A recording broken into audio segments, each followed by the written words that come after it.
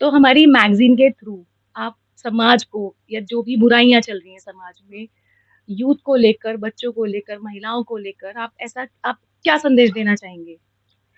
ये बहुत अच्छी बात है। देखो, मैं आपके पत्रिका के थ्रू लोगों से 3-4 प्रार्थना करना चाहूँगा। अपने बच्चों को दोस्त बनाइए, बातचीत करिए और उसकी पसंद-नापसंद को समझिए। क्योंकि जब आप उसके दोस्त नहीं रहेंगे ना, तो फिर किसी और को दोस्त बनाएगा और गलत संगत में पड़ सकता है। दूसरा, इस देश के नागरिक हैं, ये देश आपका है, सब कुछ सरकार पे मत छोड़िए। देश की मजबूती के लिए देश के खजाने में ज़्यादा से ज़्यादा पैसा आना ज़रूरी है।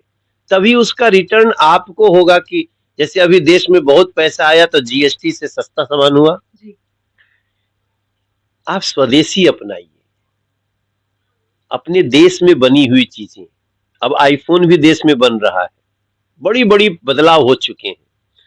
तो देश में बनी हुई चीज़ों का प्रयोग करें, स्वदेशी मैक्सिमम, और गर्व से कहिए हम स्वदेशी हैं, हम स्वदेशी खरीदते हैं।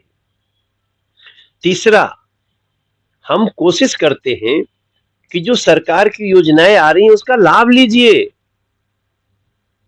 अगर हमने आपके लिए 12 लाख रुपए तक का इनकम टैक्स फ्री कर दिया जी। और आप रिटर्न ही नहीं भर रहे, आपके पास आपके पास घर में 10 लाख रुपए हैं, आप उसको बक्सा में रख के चल रहे हैं।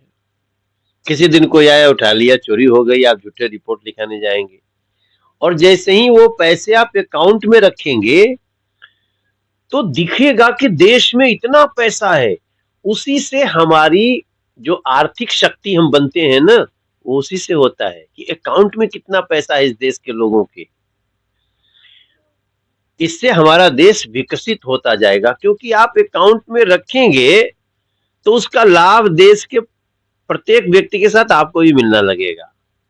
ये मैं इतनी प्रार्थना करता हूँ अपनी वाणी को।